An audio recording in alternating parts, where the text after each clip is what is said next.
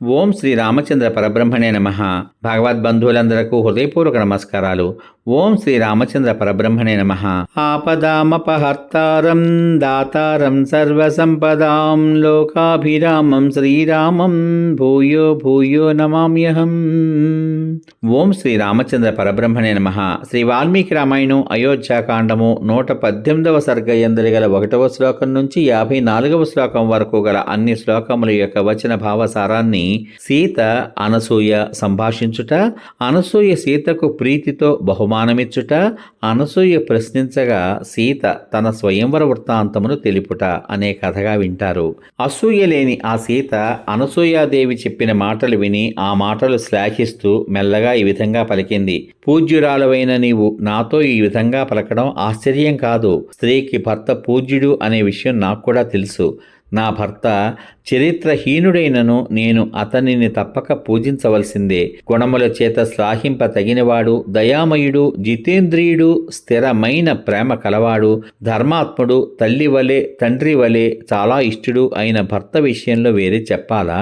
మహాబలశాలి అయిన రాముడు కౌసల్య విషయంలో ఏ విధంగా ప్రవర్తిస్తాడో ఇతర రాజభార్యల విషయమునందు కూడా ఆ విధంగానే ప్రవర్తిస్తాడు. దశరథ మహారాజుపై ప్రేమ కలవాడు, ధర్మవేత్త, పరాక్రమవంతుడు అయిన రాముడు అలంకారం లేనివాడై దశరథుడు ఒక్కమాటు చూసిన స్త్రీలను కూడా తల్లులను వలె గౌరవించాడు. భయంకరమైన ఈ నిర్జన వనానికి వస్తున్న సమయంలో అత్తగారు నాకు చేసిన ఉత్తమమైన ఉపదేశాన్ని మనసులో ఉంచుకుని ఉన్నాను. పూర్వం వివాహ సమయమందు అగ్ని సన్నిధిలో నాకు తల్లి ఉపదేశించిన మాటలు కూడా మనస్సులోనే ఉంచుకున్నాను. నీ మాటలు వినగానే మా అత్తగారు తల్లి చేసిన ఉపదేశాలు మరల స్మృతికి వస్తున్నాయి. స్త్రీకి పతి శుశ్రూష తప్ప మరి ఒక తపస్సు విధింపబడలేదు. సావిత్రీదేవి పతి శుశ్రూష చేయడం చేతనే స్వర్గంలో ప్రకాశిస్తోంది.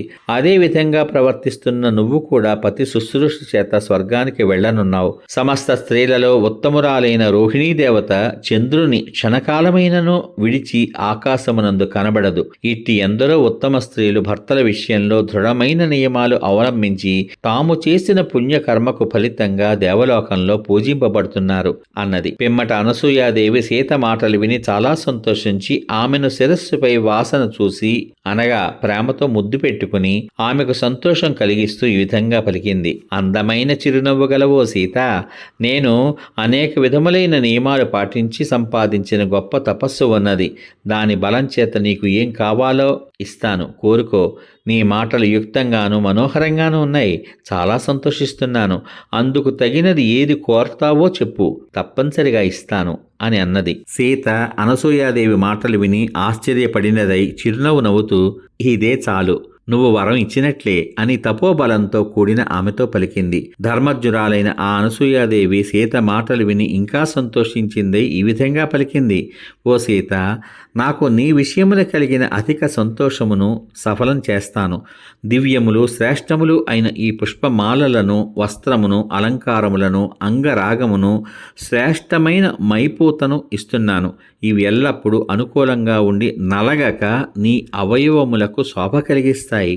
దివ్యమైన ఈ అంగరాగాన్ని శరీరానికి పూసుకొని నీవు నాశరహితుడైన విష్ణువును లక్ష్మి శోభింపచేసినట్లు నీ భర్తను శోభింపచేయగలవు అని పలికింది. అనసూయాదేవి ఇచ్చిన వస్త్రమును, అంగరాగమును, భూషణములను, మాలికలను సీత శ్రేష్టమైన ప్రీతి దానంగా స్వీకరించింది. అధికమైన యశస్సు గల సీత ఆ ప్రీతి దానాన్ని స్వీకరించి చేతులకు జోడించి నమస్కరిస్తూ అనసూయాదేవిని సేవించింది. స్థిరమైన నియమాలు గల ఆ అనసూయాదేవి ప్రియమైన విషయాన్ని ఒకదాన్ని ప్రశ్నించడానికై తన పక్కనే కూర్చుని ఉన్న సీతతో ఈ విధంగా పలికింది.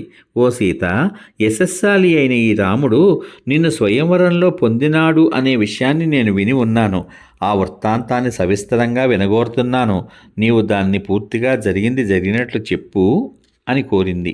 సీత ఆ మాటలు విని చెప్తున్నాను విను అని పలికి ధర్మాత్మురాలైన ఆ అనసూయకు తన కథ అంతా చెప్పింది.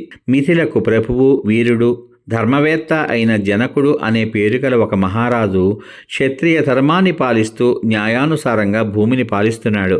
ఆ రాజు నాగలి పట్టి మండలాకారంగా ఉన్న యజ్ఞభూమిని దున్నుతూ ఉండగా నేను ఆ నేలను బ్రద్దలు కొట్టుకుని పైకి వచ్చి ఆ రాజునకు కుమార్తెను అయ్యానట. ఆ క్షేత్రమునందు ఓషధి బీజములను పిడికళ్లతో చల్లు కార్యమునందు నిమగ్నుడైన ఆ జనక మహారాజు శరీరమంతా పరాగము కప్పి ఉన్న నన్ను చూసి ఆశ్చర్యపోయాడు. సంతానం లేని ఆ జనక మహారాజు నన్ను స్వయంగా లేవనెత్తి ఒళ్ళో కూర్చోబెట్టుకుని ఈమె నా కూతురు అని పలుకుతూ నాపై స్నేహాన్ని చూపించాడు.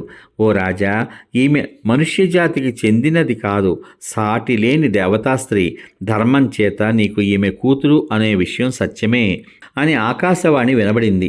ఆ మాట విని ధర్మాత్ముడు, నరులకు ప్రభువు, మిథిలాధిపతి అయిన నా తండ్రి నన్ను పుత్రికనుగా సంతోషంతో చేరతీశాడు. ఆనాటి నుండి అత్యధికమైన అభివృద్ధిని పొందాడు. పుణ్యాత్ముడైన ఆ జనక మహారాజు నన్ను తన పట్టపురానికి చాలా ఇష్టమైన వస్తువుని ఇచ్చినట్లు ఇచ్చాడు. స్నేహశీలురాలైన ఆమె నన్ను మాతృప్రేమతో ఆదరించింది. నాకు వివాహానికి తగిన వయస్సు రావడం చేత గమనించిన నా తండ్రి దీనుడై ధనము పోయిన దరిద్రుడు ఏ విధంగా చింతిస్తాడో అదే విధంగా చింతించాడు. భూలోకంలోని దేవేంద్రుని వంటి వాడైనను కన్య తండ్రి తనతో సమానులైన వారి నుండి, తనకంటే తక్కువ వారి నుండి లోకంలో తిరస్కారం పొందవలసి వచ్చును.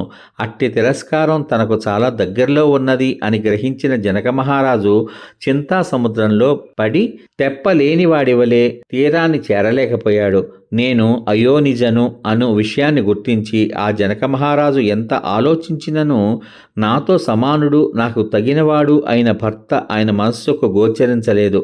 నిరంతరము ఆలోచన చేయగా బుద్ధిమంతుడైన ఆ జనకునకు కుమార్తెకు స్వయంవరం చేసేద్దను అనే బుద్ధి కలిగింది. పూర్వం ఒక మహాయజ్ఞంలో మహాత్ముడైన వరుణుడు ఆ జనక మహారాజుకు శ్రేష్టమైన ధనుస్సును, తరగని బాణములు గల 2 అంబుల పొదులను ప్రేమపూర్వకంగా ఇచ్చి ఉన్నాడు.